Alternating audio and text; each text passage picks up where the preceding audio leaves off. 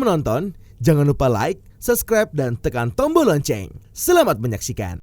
Menteri Pariwisata dan Ekonomi Kreatif Sandiaga Salahuddin Uno mendorong mahasiswa Universitas Indonesia untuk dapat menciptakan peluang bisnis usaha mikro kecil menengah yang terdigitalisasi.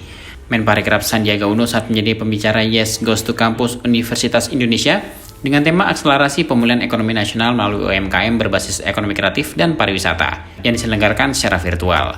Mengatakan kontribusi ekonomi kreatif Indonesia terhadap produk domestik bruto adalah yang terbesar ketiga di dunia setelah Amerika Serikat dan Korea Selatan. Oleh karena itu, Sandiaga mengajak para mahasiswa untuk bisa memanfaatkan peluang tersebut dengan menciptakan peluang bisnis UMKM yang terdigitalisasi dan berbasis ekonomi kreatif. Sandiaga menjelaskan, transformasi digital yang dilakukan oleh pelaku ekonomi kreatif dan UMKM dapat mencapai pasar dengan mudah, sehingga target yang dihasilkan akan lebih mudah dicapai. Lebih lanjut, Sandiaga menjelaskan semakin banyak anak muda yang berkecimpung di dunia wirausaha, akan semakin banyak pula produktivitas yang dihasilkan sehingga berdampak pula pada meningkatnya perkembangan ekonomi nasional. Memang sektor parekraf ini mengalami tekanan yang luar biasa. Kedatangan wisatawan asing turun 75%, kedatangan wisatawan Nusantara juga turun 30% 2020, devisa anjlok 80%, sampai tentunya akhirnya tenaga kerja tergerus hampir 2 juta yang terancam kehilangan lapangan pekerjaan baik di pariwisata dan ekonomi kreatif. Namun kita melihat ada titik terang di ekonomi kreatif ini, ada 3 subsektor yang mendominasi, yaitu kuliner, kria, dan fashion, dan justru ada sektor yang positif di tengah krisis, yaitu sektor aplikasi, pengembangan permainan, dan sektor televisi dan radio. Jadi ini harus kita fokuskan bahwa ada orang, ada manusia di balik angka-angka ini. Nah, berarti kita harus dorong bahwa pengembangan dari pariwisata dan recovery, pemulihan dari ekonomi kreatif ini harus berpusat kepada SDM. Nah, pengembangan 5 destinasi super prioritas yang diamanahkan kepada kami di Kemenparekraf, Toba, Borobudur, Mandalika, Labuan Bajo, dan Likupang ini harus bukan hanya membangun infrastruktur, tapi juga menciptakan SDM dan event-event berkelas dunia. Ekonomi kreatiflah yang akan menjadi lokomotif. Karena ekonomi kreatif Indonesia dalam angka ini sudah sangat memiliki peluang.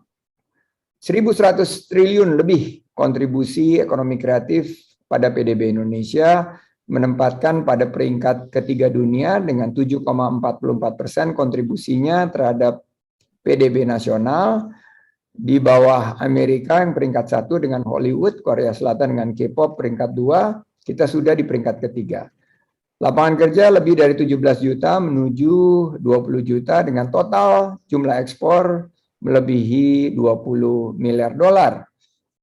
Dan di tahun lalu sedikit terkontraksi, tapi kita sudah mampu menghasilkan 1 dekakorn, Gojek, dan 4 unicorn, Tokopedia, OVO, Bukalapak, dan Traveloka. Saya diberitahu ada lagi unicorn baru seperti Blibli, Ruang Guru, maupun beberapa unicorn yang akan masuk ke dalam ekosistem ekonomi digital kita.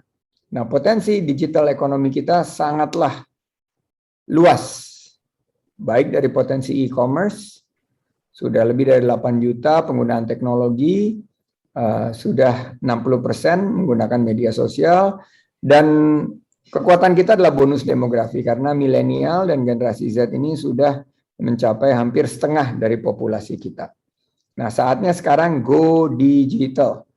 Saya ingin mengajak FEB, UI, dan teman-teman YES untuk ikut ke dalam gerbong kita dalam menciptakan bisnis dan UMKM yang terdigitalisasi.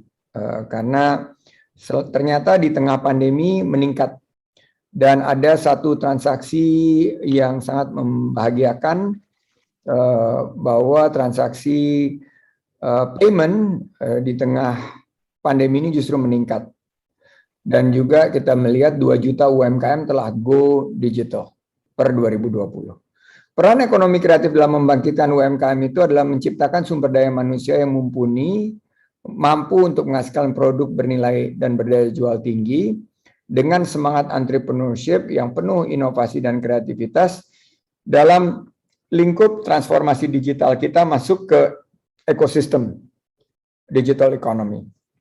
Nah, peluang wirausaha muda, saya ingin dari 1.000 yang hadir kurang lebih di sini melihat bahwa ke depan anak-anak muda itu jangan lulus terus mencari lapangan pekerjaan. Mereka harus mulai memikirkan untuk menciptakan lapangan kerja, memulai usaha yang akan mengurangi tingkat pengangguran. Dan ternyata datanya menolong sekali, bahwa 50% lebih dari lulusan universitas ingin membuka usaha sendiri sebagai opsi pertama. Dan hampir 80% fokus kepada komunitasnya untuk mendapatkan bantuan.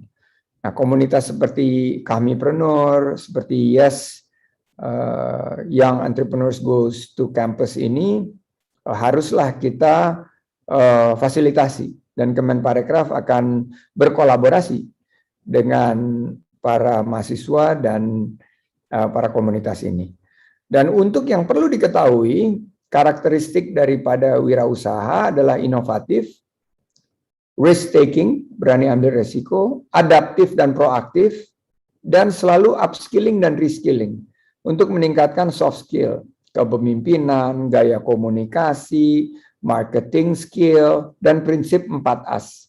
Kerja keras, kerja cerdas, kerja tuntas, dan kerja ikhlas, sehingga 3 pilar utama dari pemulihan pariwisata dan ekonomi kreatif ini bisa kita hadirkan dengan inovasi, big data, inovasi artificial intelligence, inovasi Internet of Things, robotics.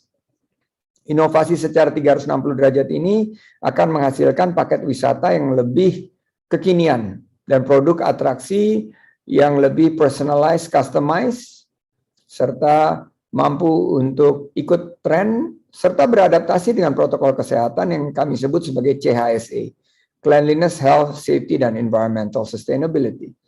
Dan tentunya pilar kolaborasi ini adalah bentuk perluasan daripada semangat gotong royong yang dimiliki bangsa ini. Ia juga menjelaskan bahwa Kemenparekraf memiliki program pengembangan wirausaha dan dukungan dalam digitalisasi ekonomi kreatif yang terdiri dari bantuan insentif pemerintah, bedah desain kemasan kuliner Nusantara, kreatif dari rumah, bangga buatan Indonesia, game prime, backup, bumper, akselerasi, dan sebagainya. Turut mendampingi Menparekraf Sandiaga dalam acara Yes Goes to Campus Universitas Indonesia, yaitu Deputi Bidang Sumber Daya dan Kelembagaan Kemenparekraf Wisnu Bawa Tarunajaya. Wisnu Bawa Tarunajaya menyampaikan bahwa pelaku UMKM di Indonesia bisa memasarkan produknya melalui digitalisasi. Ia juga berharap UMKM dapat terus berkembang sehingga dapat terus berkontribusi pada PDB Indonesia. Tim Eljan Media melaporkan.